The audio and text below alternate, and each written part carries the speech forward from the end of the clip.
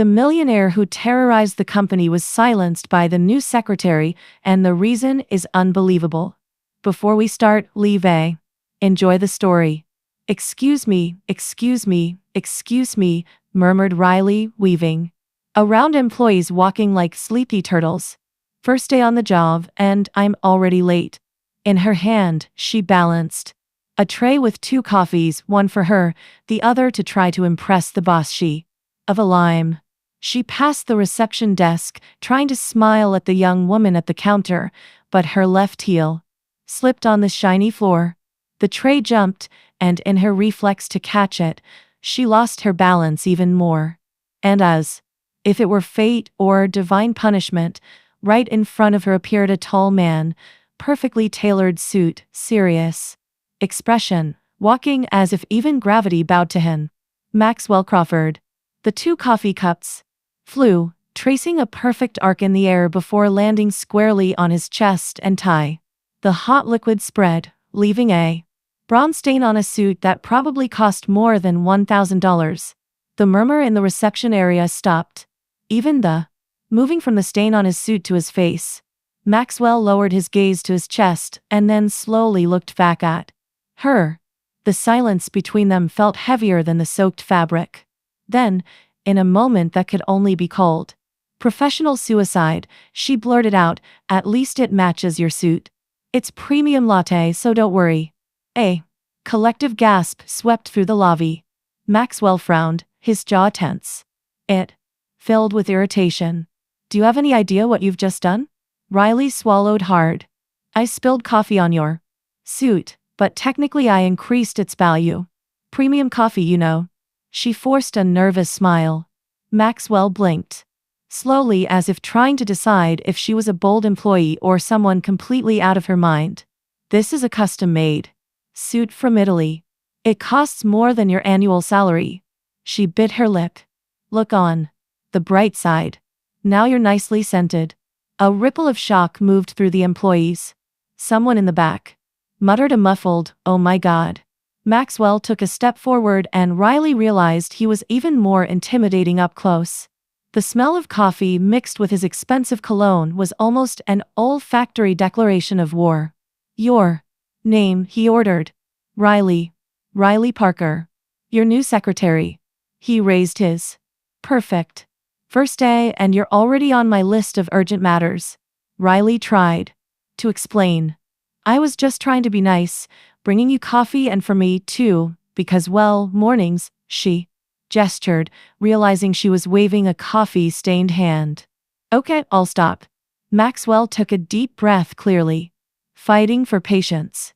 "Go to my office in 10 minutes and bring." He looked at the tray on the floor, a cloth. She blinked, unsure if he was serious or if this was some cruel test. "Right, boss." When he walked away, the murmuring began again. 2 interns started whispering excitedly, and the receptionist said, with a mischievous smile, 10 minutes in, and you've already made history." Riley sighed. "Yeah, welcome to the dream job, Parker." The elevator seemed to climb slower than any in engineering history. At each floor, Riley replayed the coffee splash in her head, imagining the possible consequences. Public humiliation, immediate firing, becoming a hallway legend, the girl who ruined the boss's suit. When she finally reached the 27th floor, the hallway felt like a silent courtroom. The door to Maxwell's office was open, but his figure, standing with his back to her, looking out the window, made her hesitate. "Come in," he said without turning around. She took 2 steps, holding the cloth like a shield. "I am sorry about the coffee. It was an accident. I really wanted to make a good impression." He turned slowly. The stain on his suit was still there, but his look wasn't just anger. It was too assessment, as if he were studying every word and gesture.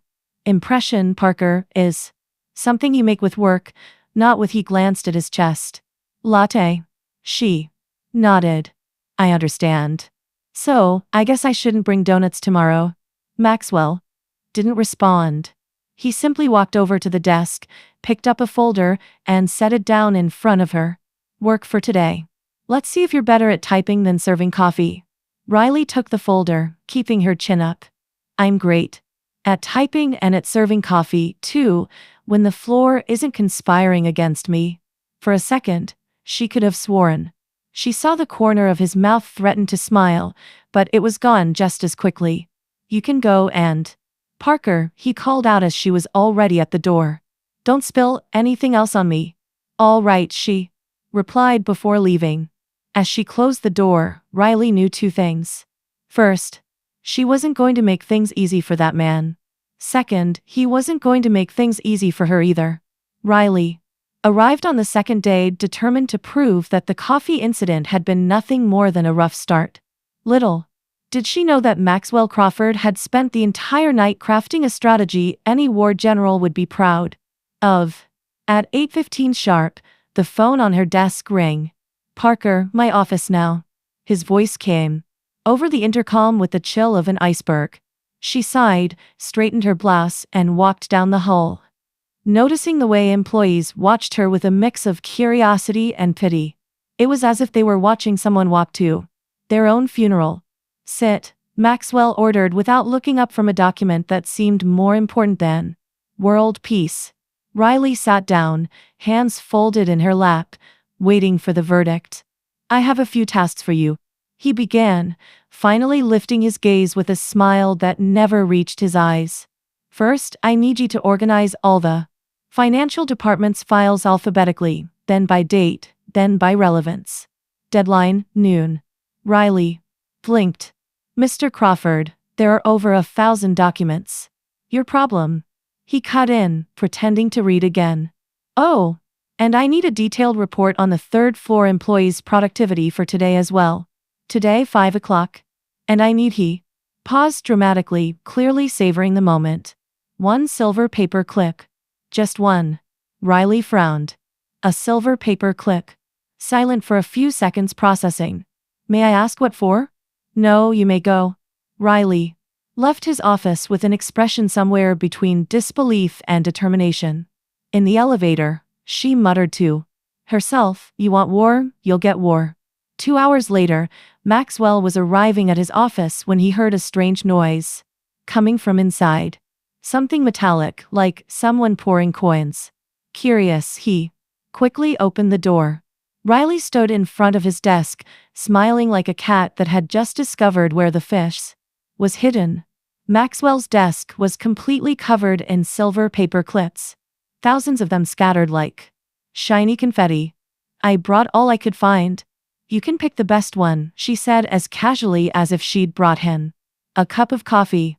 No need to thank me, Maxwell froze in the doorway. Extremely important presentation. Parker, what is this? The silver paperclip you asked for? She replied, keeping her sarcastic smile. A few employees began to gather discreetly in front of the glass wall, whispering excitedly. Maxwell looked at the desk, then at Riley, then back at the desk. Something between irritation and disbelief crossed his face.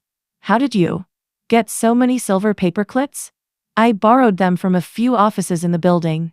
Everyone was more than happy to help when they heard it was for Maxwell Crawford and the productivity report. Riley, done with colorful charts and everything. Turns out the third floor is 23% more productive when they have.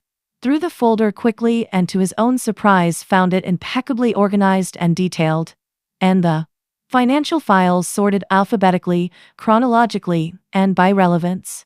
It was too easy, so I also added categories by cover color and by document thickness. You never know when that might come in handy. The silence that followed was broken only by the sound of paper clips sliding off the desk when Maxwell tried to lean on it. You did all this in one morning. And still had time for lunch, she said, checking her watch. By the way, I brought sandwiches for the team. They're in the kitchen in case anyone's interested. An excited murmur spread among the curious employees. Maxwell took a deep breath, clearly recalculating his strategy. Tomorrow, I want my desk clean and coffee. Regular coffee. Of course, boss. When Riley left, Maxwell was alone with his 10,000 silver paper clips. Were completely out of his control. The Next morning, Maxwell walked into the office expecting to find a spotless desk and a steaming cup of coffee waiting for him.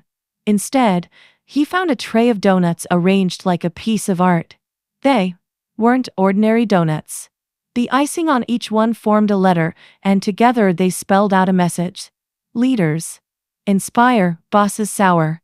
Maxwell stood there staring at the sugary masterpiece. When Riley appeared at the door, "Good morning. I thought you could use a little sugar to sweeten your mood." "Parker, the donuts are from a French bakery, gourmet. I figured they'd suit your refined taste." Maxwell picked up one of the donuts, noting the perfection of the icing. "You decorated these?"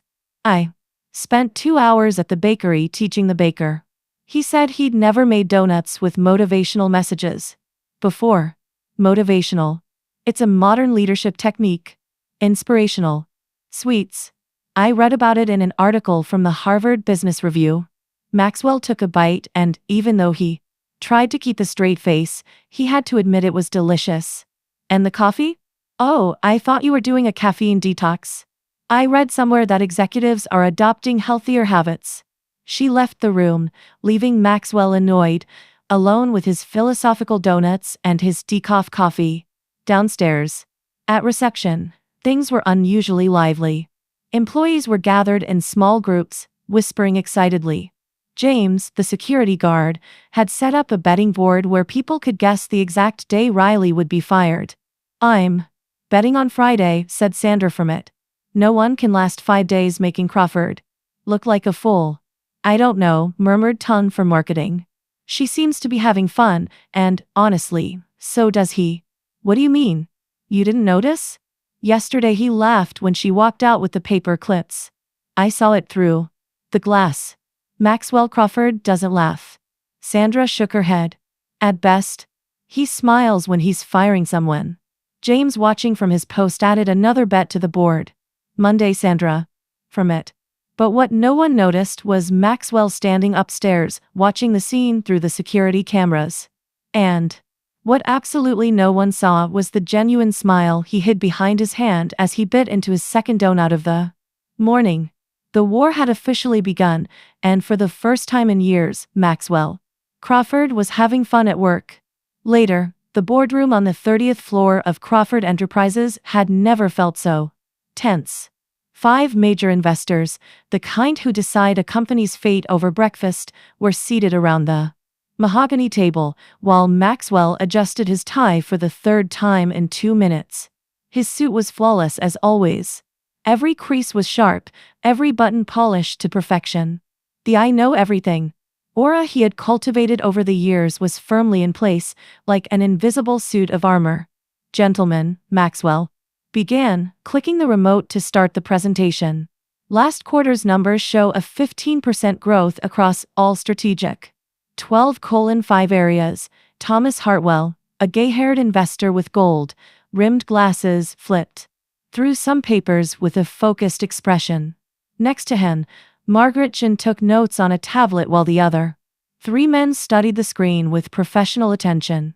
"Impressive, Crawford," Hartwell said. "These results exceed our initial projections." Maxwell smiled, the kind of smile he reserved for guaranteed victories. "Efficiency is our trademark. Every team member is carefully chosen to maximize productivity." At that moment, the door opened and Riley walked in carrying a tray of coffee and wearing an apologetic expression. "Sorry to interrupt," she said, placing cups in front of each investor with the grace of someone who had practiced the motion 1,000 times. Maxwell watched her out of the corner of his eye, irritation rising in his throat. She wasn't supposed to be here. Not during a meeting this important. "This is our new secretary," he said in a tone that managed to be both an introduction and a dismissal. "She's still adapting to our questionable efficiency standards." Riley paused mid-motion while handing coffee to Margaret Chin. For a moment, the silence in the room was heavier than the air before a storm. "Questionable," she repeated with a smile that looked far too innocent to be genuine. "Nothing personal, Parker, just an observation about the adjustment process." The investors exchanged discreet glances. Hartwell raised an eyebrow, clearly intrigued by the dynamic unfolding before him. Riley finished serving the coffee, and instead of slipping out quietly as Maxwell expected, she walked over to the presentation screen. "May I make an observation about these numbers, Mr. Crawford?" Maxwell felt a chill in his stomach. "Parker, this isn't appropriate. It's just that," she continued, pointing to a chart on the screen. "This says we had 15% growth. But if we consider the data I received from the finance department yesterday, the correct number would be 12%. The silence in the room shifted. It was no longer one of expectation. It was surprise. Maxwell looked at the screen, then at Riley, then at the investors who were now giving their full attention to the young secretary of questionable efficiency. "Are you sure about that?" asked Margaret Chin with genuine curiosity. Riley pulled a folder she had quietly placed on a nearby chair. "I have the original reports right here. The mistake is in the sum of the third quarter figures. Someone rounded up a few decimals that, when added together, inflated the final result." She opened the folder and, to Maxwell's growing horror, began showing an impromptu presentation complete with colorful charts and neatly organized tables that made his numbers look amateurish. "See," she said, pointing to a hand-drawn chart that was impressively detailed. "If we separate the results by department and adjust the margins of error, the actual growth is 12.3%. Still an excellent result, but more realistic." Hartwell leaned forward, studying the papers Riley had spread out on the table. "Are these calculations correct?" "I can guarantee they are. I spent 3 hours yesterday checking each number because I believe transparency builds more trust than exaggeration." Maxwell felt as if the floor were shifting under his feet. Not only had Riley publicly corrected his numbers, but she had done it with an elegance that made the situation even more humiliating. "Interesting," rumored James Morrison, another investor. "How many years of experience do you have in financial analysis, Miss Parker?" "Riley Parker. And, honestly, none. My degree is in communications, but numbers don't lie, no matter who's reading them." That's when it happened. Hartwell began to laugh. Not a polite chuckle, but a genuine laugh that echoed through Thent's room like thunder. "My goodness," he said, wiping his eyes with a handkerchief. "This girl is worth more than any stock in your company, Crawford." The other investors smiled, clearly entertained. Margaret Che flipped through Riley's charts with obvious approval. Maxwell was torn between wanting to hide under the table and pulling Riley over for a toast. His irritation was real, but there was something else, something he refused to acknowledge as admiration. "Well," he said, trying to regain control of the situation. "I apologize for the unplanned interruption. Hartwell shook his head. "That was clarification. I'd take honest numbers over colorful fantasies any day." Riley began gathering her papers. "I'll let you continue your meeting in peace. I just wanted to be sure everyone had the correct information." "Wait," said Margaret Chen. "You made these charts yourself?" "Yes, I used basic Excel and a little creativity with the colors." "How long did it take you?" Riley thought for a moment. "About 2 hours last night after work." Morrison nodded, impressed. "Crawford, you might have found a diamond in the rough." Maxwell watched Riley head to the door, and for a moment their eyes met. There was challenge in hers, but also something like a silent question. "Do you still think my efficiency is then intended?" "Always at your service, boss." When the door closed behind her, Hartwell turned to Maxwell with a mischievous smile. 15 years investing in companies, and I've never seen a secretary correct the CEO in public with that much class. Either you promote her or I'll hire her." Maxwell forced a laugh. "She's still in her trial period. If I were you, I'd make it permanent before she realizes her own worth."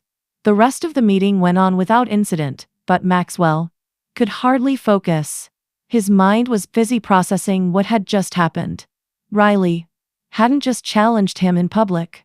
She'd done it with skill, intelligence, and a confidence bordering on boldness.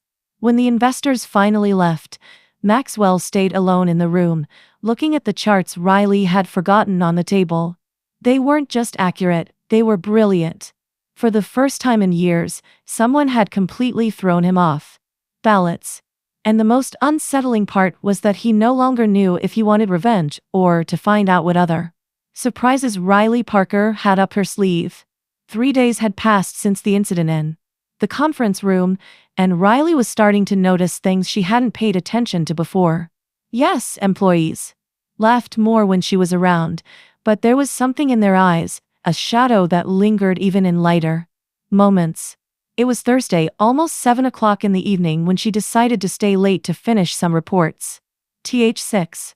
Building was nearly empty, with only the hum of the air conditioning and the distant sound of a vacuum breaking the silence.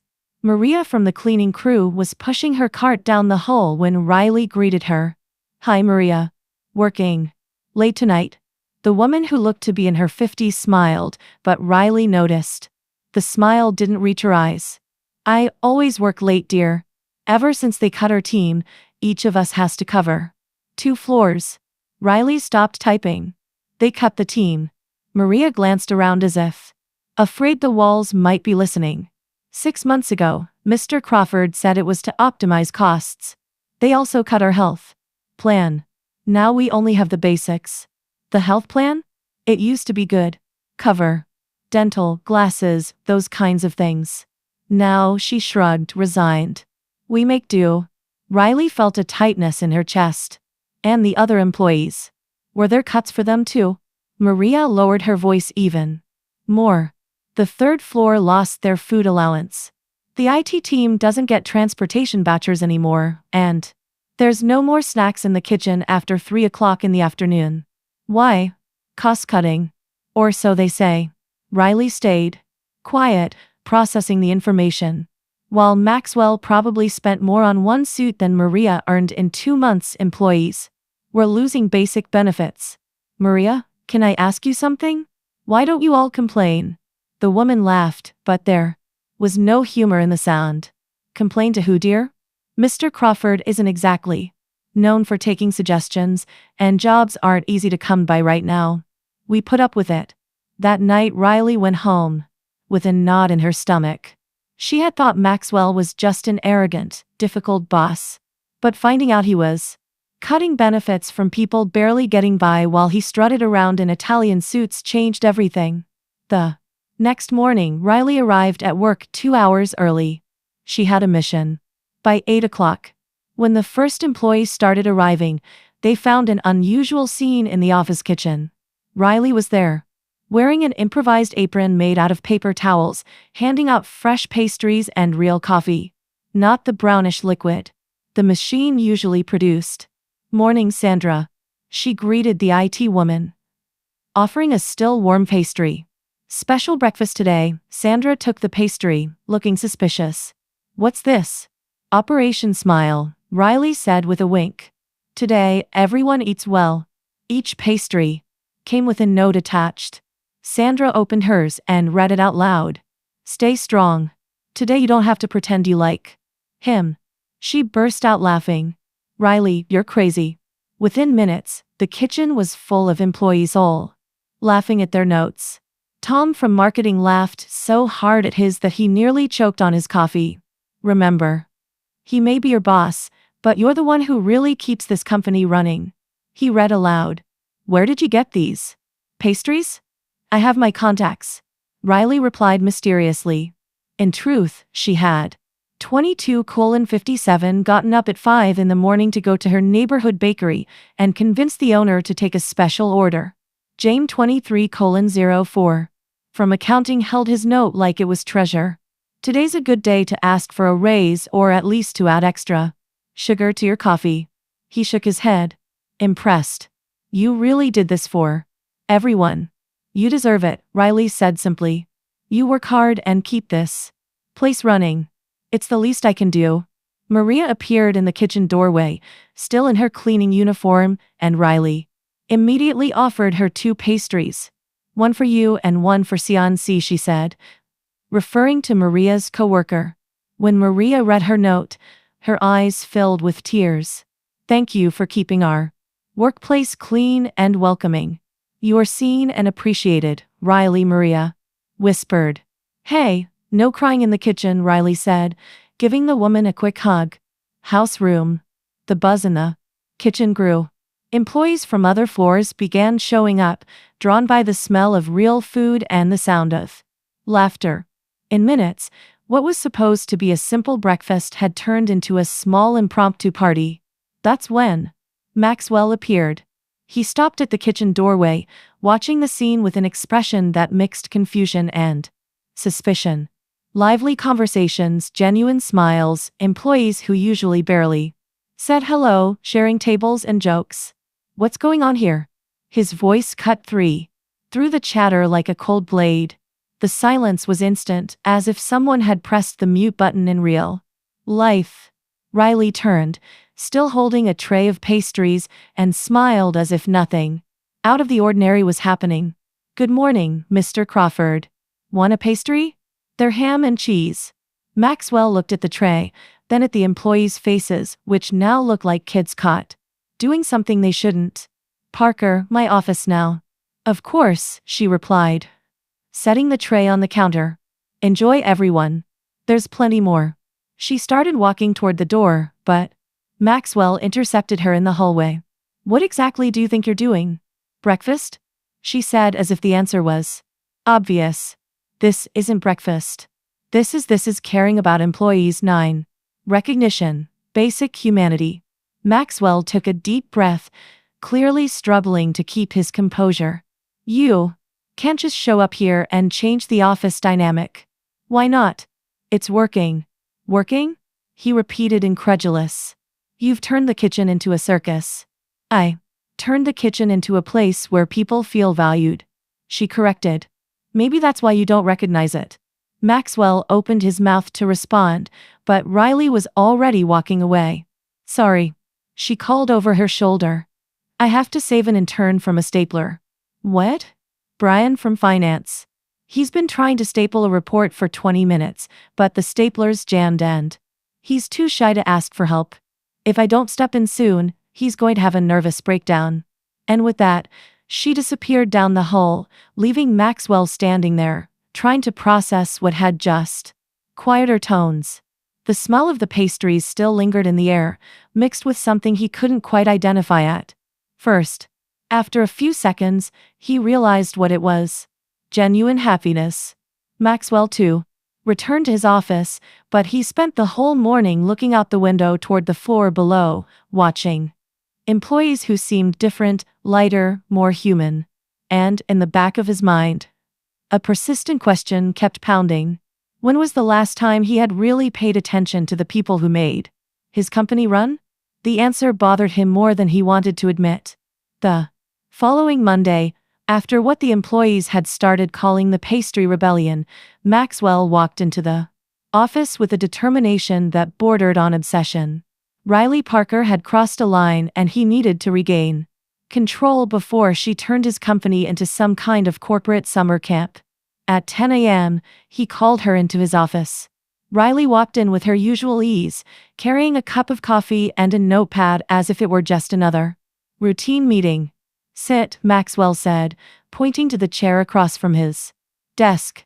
She sat, crossed her legs, and waited, her expression one of innocent curiosity, which he was beginning to deeply mistrust.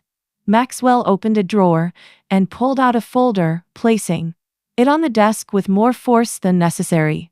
I want to talk about this document. Riley leaned forward for a better look. It was a detailed financial report on benefit cuts from the last 6 months. Exactly the kind of information she had used for her Smile operation. And what about it? It's confidential. How did you get it? Riley leaned back in her chair, a small smile playing at the corner of her mouth.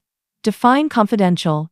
Information restricted to senior management, Maxwell replied, his tone cold enough to chill her coffee. Oh, I see. So, when Maria tells me she lost her health insurance, or when Tom mentions he no longer has a transportation allowance, that's senior management information. Maxwell's jaw tightened. What employees do in their personal lives is none of your business. Their personal lives? Riley repeated, her voice rising a notch. Mr. Survival. These are administrative decisions necessary to keep the company competitive. Competitive? She opened her notepad and checked a few notes. The company made a profit of 23 million last quarter. Do you know how much it would cost to keep the benefits you cut? 300,000 a year. Maxwell stayed silent, surprised by the precision of her numbers. How did you? Basic math? I took the payroll data, calculated the cost of benefits, and compared it with the profit reports. You don't need to be upper management to add 2 and 2. You're not authorized to access payroll data. Riley sighed and close to the notebook. You don't need proof. You incriminate yourself every single day. The silence that followed was unlike any they'd ever shared. It wasn't the awkward silence of the first day, nor the tense silence of their 29:2 provocations. It was something denser, charged with an electricity that made the air in the room feel heavier. Of spilled coffee and sharp comebacks. There was determination in her eyes. Yes, but also something he couldn't quite read. It wasn't anger nor challenge. Was it disappointment? Why? Do you care so much? He asked, his voice lower, more personal than he intended. Riley held his gaze for a long moment before answering. Because someone has to care. And apparently, you've forgotten how. She stood, smoothed her skirt, and walked to the door. Before leaving, she turned one last time.